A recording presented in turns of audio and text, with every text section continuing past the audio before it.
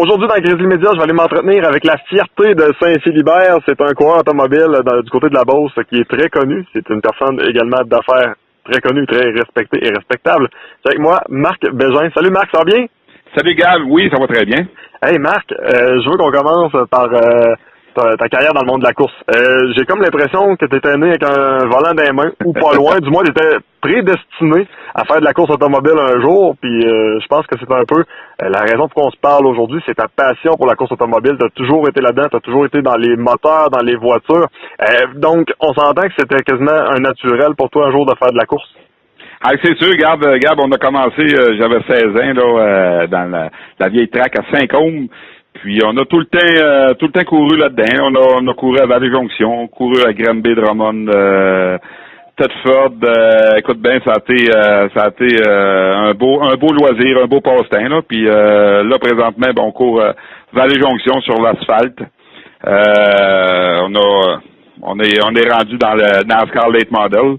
Fait que non, c'est encore une passion, puis la passion est encore là. Est-ce que ça paraît facile à dire aujourd'hui, mais à l'époque, là, est-ce que c'était compliqué pour Marc Bégin de prendre la décision de courir parce qu'il veut pas, ça coûte de l'argent, c'est pas tout le monde, c'est pas donné à tout le monde d'être pilote de course, on peut tous rêver de le faire, mais le réaliser, c'est une chose. Regarde, c'est sûr qu'au début, c'était des véhicules moins modifiés, dans le fond, on appelle ça des véhicules plus stock. Ça coûtait moins cher, c'est certain, parce que les pièces, on les avait ici en stock, là, puis on décidait de se faire un auto de course avec une vieille voiture qu'on avait ici, là, mais c'est sûr qu'avec le temps, on monte dans les classes, puis là, c'est sûr que ça coûte plus cher un peu, hein. Est-ce que tes débuts ont été prometteurs? Retourne-nous un petit peu dans le temps, là, parce que moi, j'étais probablement pas né, ou en tout cas, j'étais très, très jeune. Chose certaine, j'étais pas dans la région quand tu as commencé à faire tes premières armes dans le monde de la course. Comment ça s'est passé, tes débuts? Hey, regarde, c'est sûr que on a commencé en 86. Non, c'était pas en 86, écoute, on a commencé, puis on allait là pour s'amuser plus que d'autres choses. On n'a jamais pensé de faire une carrière là-dedans. On a juste pensé s'amuser, puis ça a commencé comme ça, avec des voitures stock un peu. En 92, on a commencé à courir à Vallée-Jonction quand ils ont décidé de faire une track à un ovale. Puis on a tout le temps couru pas mal à Vallée-Jonction. On a couru dans les sportsmen modifiés sur terre battue. On a fait quelques années, j'ai fait quelques courses à Granby, Drummond, puis Cornwall. Puis je pense que c'est en 99 qu'on a commencé à courir sur l'asphalte. On avait acheté une voiture d'Yvon Bédard, une LMS qu'on appelle. Puis on a couru dans la série ADL Tobacco au début, après ça la série ProLab. Puis c'est sûr qu'on a commencé sur l'asphalte en 99. Parle-moi de ton côté compétiteur, parce que tout le monde qui fait de la course, bien sûr, vous le faites parce que vous voulez gagner.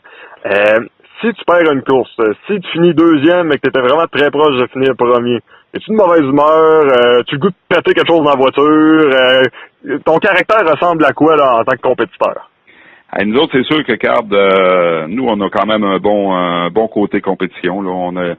C'est sûr que quand on gagne pas, c'est un petit peu plus tannant, mais garde, on dirait en vieillissant, là, c'est plus pour plus pour s'amuser qu'avant, là, on aime bien ça, performer, faire des podiums, là, mais présentement, garde, on court pour s'amuser, puis ça fait pareil, on est un petit peu moins compétitif qu'avant, là, mais à 48 ans, fait qu'on est plus pour s'amuser un peu plus. Mais quand tu étais jeune, là, c'est-tu déjà arrivé que tu aies pété des fuse?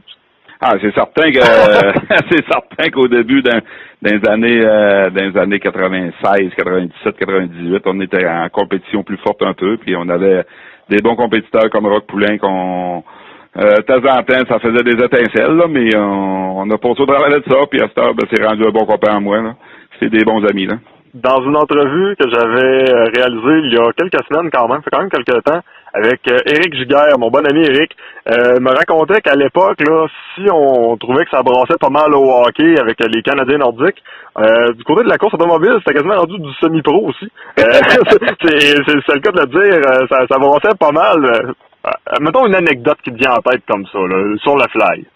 Hey, Gabin, je pense que c'est en 98, là, avec Rock Poulain, première course de la saison, je suis premier, dernier croche, Rock il me donne un petit coup dans le derrière, il me fait monter au large, il me passe en dedans, fait que quand il a débarqué pour prendre le drapeau, on savait coltailler un peu là, mais écoute bien, on a une saison assez rough cette année-là.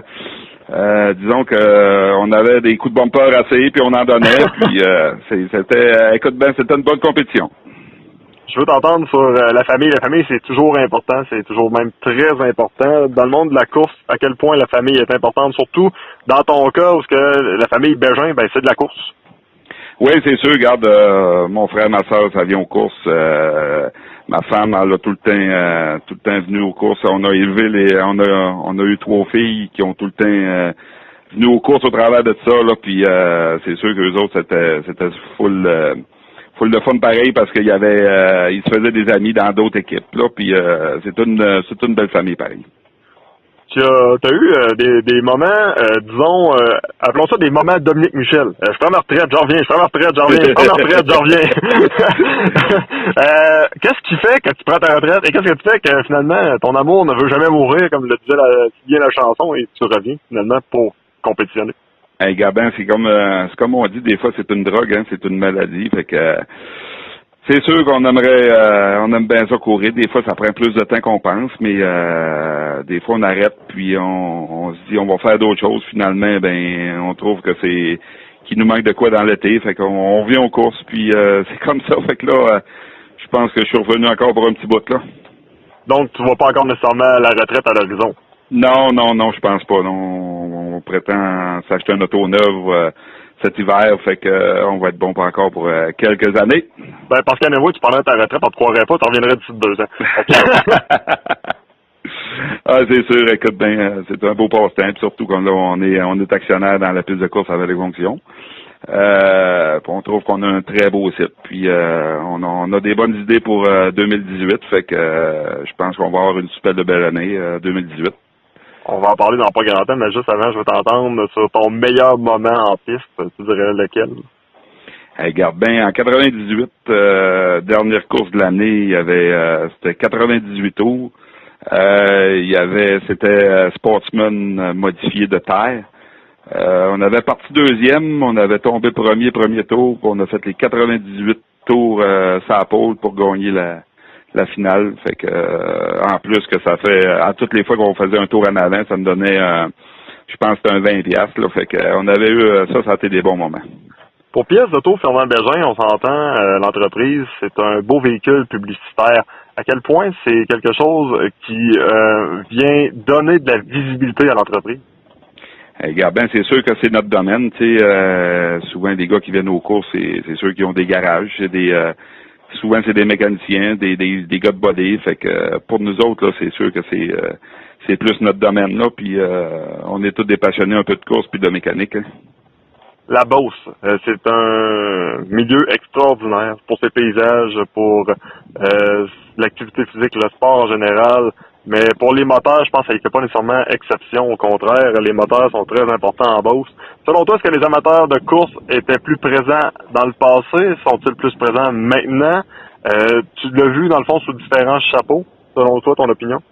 Ah, je pense qu'il y a beaucoup d'amateurs de course dans la Beauce. Fait que c'est vraiment des vrais amateurs, c'est des connaisseurs de stock car. Fait que non, je pense qu'on est choyé d'avoir ça dans la Beauce.